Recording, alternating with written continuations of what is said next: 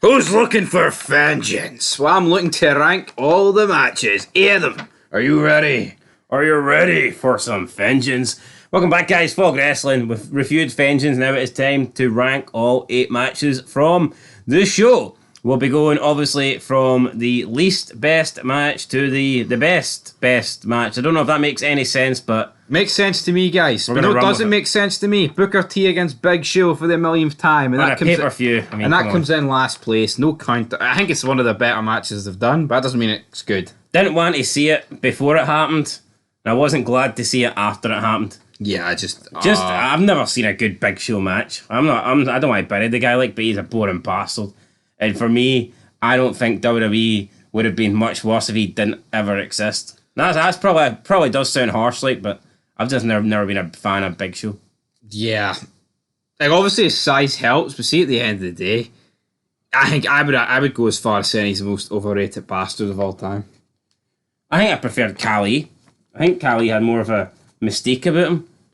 Yeah. Well, it's the Big Show. Well, he comes in 8th place. The match itself, Booker T wins. I'm going to beat you up, Shawn Michaels. Fuck off, Big Show, mate. Know your role. Up next, Hardy versus William Regal. And I tell you what, I thought this match sucked. I feel like Jeff Hardy was underutilized taking on Regal here in the proper last defense of the European title. Proper last defense, and there was no defense really. Really poor match. Wasn't expecting Jeff Hardy Regal to have a good match. Something about their styles just don't really collide. William Regal, Jeff Hardy wasn't good. I look at the Raw roster. It's Jeff Hardy could just have a match against anybody, man. And anybody else. That's not burying Regal, because Regal just suits a better style. So is Hardy, but it went 4 minutes. Roll up. 4 minutes too long. 1, 2, 3. It's all over. Talking of roll ups, we're moving into 6th place. John Cena and Y2J, Chris Jericho. Certainly wasn't big match John at this period of his career. I bet he won. That's all that matters. A small match John, in my opinion. It wasn't a great match. First pay-per-view match, though. Yeah, well. Give him his credit. Wasn't good, was it? Come on, John. Wasn't good there. Wasn't good, you're saying, for John, but I enjoyed the match. It was alright. It did what it had to do. And fun fact, Jericho refused to win this match. I like that. Well, it's not often you hear wrestlers refusing to win. In the Hogan era, it was more or less wrestlers refusing to lose. But respect to Jericho, realising that here, if we want to try and get this guy John Cena over, then we can't just have him lose every single match. So, respect for Jericho for losing, but I just didn't think the match was that good. And it will not be the best Jericho-Cena match that we ever see, trust me on that.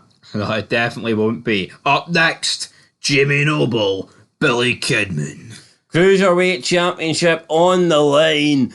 Billy Kidman, he can hit a good shooting star press, but the only problem is he didn't hit it in this match. He went for it, he missed it. Jimmy Noble hit the Tiger Driver, and that was a 1, 2, 3, pinned Billy Kidman's shoulders to the mat there. Clean victory for Jimmy Noble. Him and Nydia can continue to go out to their all-they-can-eat $5 restaurants now that he is remaining the Cruiserweight champion. So I thought it was a good match. I thought it was Billy Kidman's and Jimmy Noble's best match. So, yeah. Will it be their last match, though? Who knows? Rey Mysterio's coming soon. He'll want to get involved, I'm sure, in the Cruiserweight division. Absolutely. Even with Rey's debut, he just feels too big for the Cruiserweight division. True, but, I guess so. I don't know. I feel like he should be mid-card title, and the Cruiserweight's not mid-card. I'm sorry, it's not. It's not mid-card. Anyway, guys, coming in 4th place, we've got a tables match. We've got Benoit and Guerrero, the dead men, taking on the fat guy and the wee guy. Wow. Well, I don't know. See, this, for me personally, I don't get how they can go for, beating Benoit and Guerrero. I'm not saying they get buried, but how can they go for this to, main event pushes the next night? Doesn't make a lot of sense to me. Good spots, though. You cannot go wrong with a table match to kick off a show. I haven't really seen any... I don't remember ever seeing a horrendous table match, although I'm sure women have probably had one since. That's a good But especially back in the day, I just never really remember a bad table match. Table matches are always interesting, especially multi-men table matches where it's not one table smash to a finish, so to speak. I feel like with the tag team matches as well, you normally have people unsuccessfully putting their opponent through a table. And I like the rule where if unless you're driven through the table, then it doesn't count, because we've seen some table matches where even if you go through the table and your opponent didn't put you through it, you still lose. And I don't like those rules. At least when it's set up like this, it allows you to get multiple table spots. That's it. That's what we want. That's what we get. And that's exactly what we've seen. Bubba Ray's big fat ass crashing through the table. Third place, podium positions now, baby. Un-Americans versus Hogan and Edge. And you can bet your bottom dollar the Hulkster did not take the pin here. It was the Rated R Superstar. And Jericho interfered. He did interfere. He didn't get his match with Edge tonight, but he certainly got a little bit of revenge, costing Edge the WWE Tag Team Championship. So they go Edge and Hogan. They had a good run. It lasted for about 2 weeks, but it was good while it lasted. It's weird though, because it just shows you how like iconic Hogan is, because this title tag team run gets talked about all the time. Oh, remember that time him and Edge had that great run where they had the belts? Aye, for what, 10 days? But still. Right, you're just shorting every comment. Ah, First well. it was a month, now it was 2 weeks, now it's 10 days. I never said a month. Originally I said 2 weeks, but then I think it might be 10 days. So what's it going to be now? It's more than that, man. This pay-per-view is the 21st. They won it on the 4th of July. 17 days, there you go. 17 days. It wasn't that far wrong. It was a week out. 17 days. Good. Good run. Hogan didn't lose. Yeah, maybe that's why the following SmackDown, Hogan gets another title shot with Rocky as his tag team partner. Oh, that's why. Hogan didn't take the pin. Although he didn't react too well with the referee after the match. He was adamant that the referee should restart the match because Jericho came in and cheated, but no. But and I tell you what, Hogan gets a lot of abuse and a lot of criticism, but I think he can actually work a good match. Maybe the key was sticking Hogan in a tag team for longevity. If you look at Nitro, most of his matches were tag team matches. No, but maybe Hogan Edge maybe their tag team run should have lasted a bit longer. Yeah, I think it's a good way to utilise Hogan. absolutely. Actually having him in a tag team where someone like Edge can work the brunt of the matches and then Hogan can just come in at the end and hit the big boot. Or the small boot in this case. The little boot. And I tell you what, the Un-Americans, very entertaining. Christian and Lance Storm and Test, all three good wrestlers, three people that I enjoy seeing. And I think they got a good match here out of Edge and Hogan. So, yeah, I enjoyed it. You enjoyed it? It worked for me. I enjoyed it. And second place, certainly enjoyed it. Rob Van Dam, Brock Lesnar. The whole effing show. Just shows you, we've seen this match probably as much as Booker T Big Show. Maybe not as much, but, similar number. And these two can just do it better. Yeah, you don't get bored of seeing RVD versus Brock Lesnar, but after 1 minute of seeing Booker T versus Big Show, you're throwing in the white flag. No, you are throwing in the white flag. Probably the best match Brock Lesnar and RVD had, to be fair, though. I'd say so, yes. But the interference at the end does not mean that Brock Lesnar wins the Intercontinental Championship, so he has to settle for RVD retaining. And I knew this would happen because they're not going to have him have the IC title against The Rock at SummerSlam. Although it sounds good, like, on paper, but it's just no way to really go down that route. And then with him going to SmackDown. Yeah, you're not going to take the Intercontinental Championship off your Raw, are you? No, you're not. But talking of the Undisputed titles, triple threat time. Kurt Angle, The Rock, The Undertaker. What a match. You know what? They were putting this over in commentary that it was the greatest triple threat match of all time. I kind of agree. Up to this point, I think it is. I can't really recall many other triple threat matches. Now, whether anything tops it after this, I'm not too sure. But Michaels, Triple H, Benoit. that's what I was thinking. But up to this point, I would say it's definitely... Well, WWE's definitely going to acknowledge this one.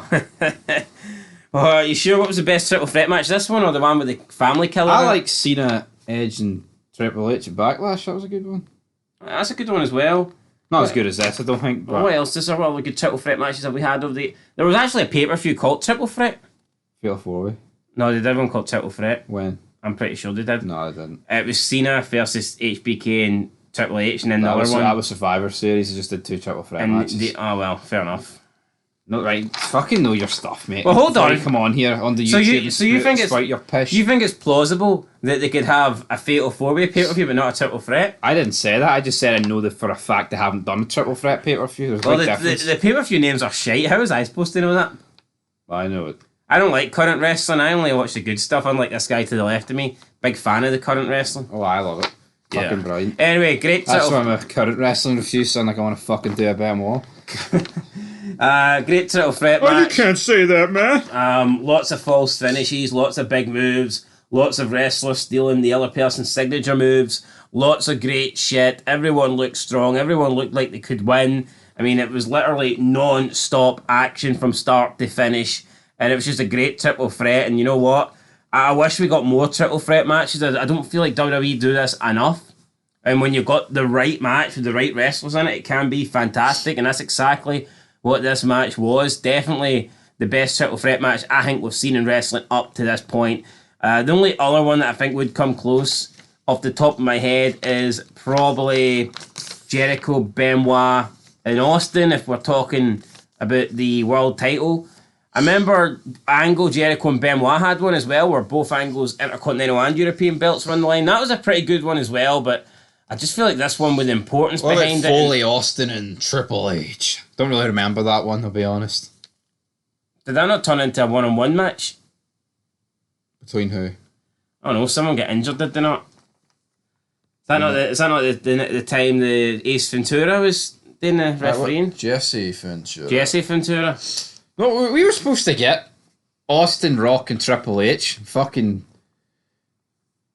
Rikishi run him over, and we got the Big Show instead. I hate Rikishi. Like, I know Austin was injured for real, like, but come on. Him and his big fucking fat ass. What was he doing? Get the hell out of here. Anyway, guys, that is it. Great main event. Definitely the best match I think we've seen in a long time. Yes. So I'd say best match of the year. Could be the best match of the year. Don't really think. And no match at WrestleMania was really that good.